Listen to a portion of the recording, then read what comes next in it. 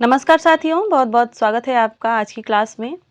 आज की क्लास में हम राष्ट्रीय सांस्कृतिक धारा के कुछ और कवियों को देखेंगे।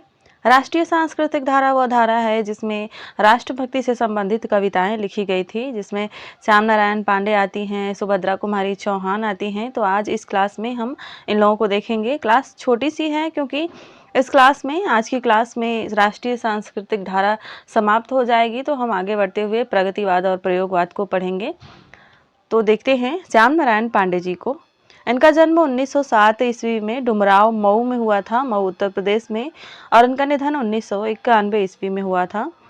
इन्हें जनता का कवि कहा जाता है। इनकी रचनाओं की बात करते हैं।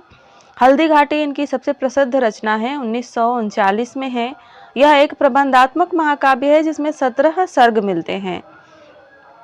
अगली जो इनकी रचना है वह है जौहर, 1944 ईस्वी में है और इसमें 21 सर्ग हैं। सर्गों का नाम चिनगारी है, इस बात को भी ध्यान दीजिएगा, और यह भी एक प्रबंधात्मक महाकाव्य है।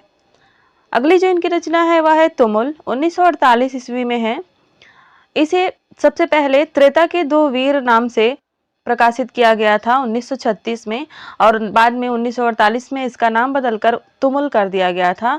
और इसमें दो वीर जो हैं, त्रेता के दो वीर लक्ष्मण और मेघनाद के मध्य युद्ध का वर्णन मिलता है। अगली जो इनकी रचना है वह है भारती, 1946 ईस्वी में है। रूपांतर है 1948 में। जय हनुमान है 1956 में। अन्य रचनाओं की बात करें तो रिमझिम है, आंसू के कण है, शिवाजी हैं और वीर सुभाष चंद्र हैं। इनकी एक बहुत ही प्रसिद्ध रचना आप लोगों ने पढ़ी होगी, रणबीर चौकरी भर भर के चेतक बन गया निराला था वह, राणा प्रताप के घोड़े से पड़ गया हवा का पाला था। तो वो इन्हीं की कविता है, बहुत ही प्रसिद्ध हुई थी वह। देखते हैं अगले कवि को, वो है केदारनाथ मिश्र। प्रभात, इनका जन्म 1907 में हुआ था आरा बिहार में, और इनका निधन 1984 ईस्वी में हुआ था। इनके काव्य संग्रहों को देखते हैं। इनके काव्य संग्रह हैं, पहला है कलेजे के टुकड़े, 1928 ईस्वी में है। ज्वाला है 1929 ईस्वी में। श्वेत नील है 1936 में। संकृत है, गीत नाट्य है 1944 में। कालदहन है 1948 में।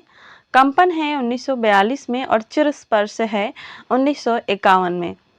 प्रबंधात्मक खंड काव्यों की बात करें तो कैकेयी है 1950 में। तप्तगृह है 1954 में। ऋतंभरा है 1957 में। इनके कुछ कहानी संग्रह भी प्रकाशित हुए थे, जैसे कि समुद्र के मोती है 1952 में। आश्चर्यजनक कहानियां 1952 में ही। मनोरंजन कहानियां 1952 में, और मूर्खों की कहानियां 1952 में। आगे बढ़ते हैं। इन्होंने ज्वाला, देशभक्ति से संबंधित गीतों का संकलन है। ज्वाला नाम से जो रचना है, इसमें देशभक्ति से संबंधित गीतों का संकलन किया गया है। कंपन जो है दार्शनिक विषयों पर आधारित रचना है, और चिरस्पर्श जो है आध्यात्मिक विषयों पर आधारित रचना है। अब बात करते हैं सुभद्रा कुमारी चौहान की। बहुत ही महत्वपूर्ण है आप लोगों के लिए यह क्लास। सुभद्रा कुमारी का जन्म 1904 ईस्वी में हुआ था निहालपुर प्रयागराज में, और इनका निधन 1948 में मोटरसाइकिल दुर्घटना में हो गया था। इनकी प्रथम कविता का नाम है नीम। राष्ट्रीय भावधारा की कवित्री हैं यह, और इनकी चर्चित कविताएं जो हैं वह है झांसी की रानी, झांसी की रानी की समाधि पर, जलियांवाला बाग में बसंत, झंडे की इज्जत में स्वदेश के प्रति।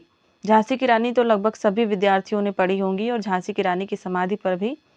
काव्य संग्रहों की बात करें तो इनके दो काव्य संग्रह हैं। त्रिधारा है, इसका प्रकाशन वर्ष 1931 ईस्वी है, और मुकुल है 1931 ईस्वी में ही।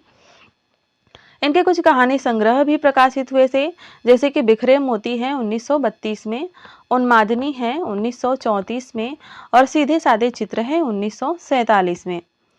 इनकी चर्चित पंक्तियां हैं, बुंदोले हर बोलो के मुख हमने सुनी कहानी थी, खूब लड़ी मर्दानी वह तो झांसी वाली रानी थी। इस समाधि में छिपी हुई है एक राख की ढेरी, जलकर जिसने स्वतंत्रता की दिव्य आरती फेरी। तो यह जो पंक्तियां थी वह झांसी की रानी की समाधि से जो इनकी कविता थी उससे हैं। एक और इनकी कविता है मेरा नया बचपन, उससे बहुत ही महत्वपूर्ण पंक्ति है कि मैं बचपन को बुला रही थी, बोल उठी बिटिया मेरी। बहुत ही सुंदर सी कविता है, इसको आप गूगल पर सर्च करके जरूर पढ़िएगा। और पुरस्कार कैसा कविता से इनकी पंक्ति है कि आर तुम्हारी लाली से माँ के मस्तक पर हो लाली, काली जंजीरें टूटे, काली जमुना में हो लाली। यह भी बहुत ही महत्वपूर्ण पंक्ति है, पूछी जा सकती है परीक्षा में, इसको नोट कर लीजिएगा। अगले जो कवि हैं वो बालकृष्ण शर्मा नवीन हैं और बहुत ही इंपॉर्टेंट हैं। इनका जन्म 1897 ईस्वी में भयाना ग्वालियर में हुआ था और इनका निधन 1960 ईस्वी में हुआ था।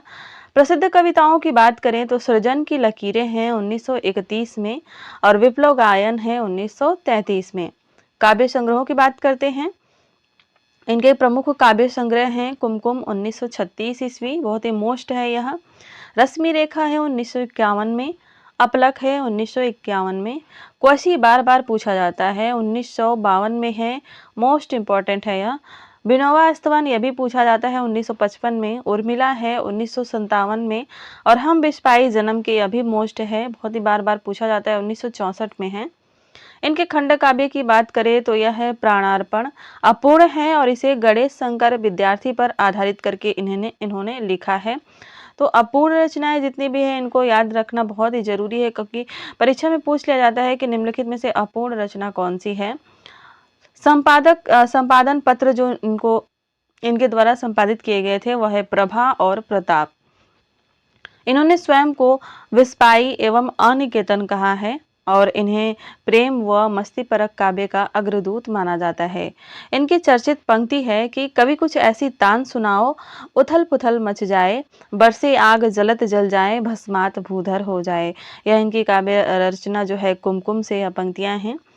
तो यह क्लास बस इतनी ही। इस क्लास में हम राष्ट्रीय सांस्कृतिक धारा को खत्म कर दिए हैं। अगली क्लास में हम जो है प्रयोगवाद और प्रगतिवाद से आरंभ करेंगे। मिलते हैं अगली क्लास में, तब तक के लिए धन्यवाद, अपना ख्याल रखिएगा।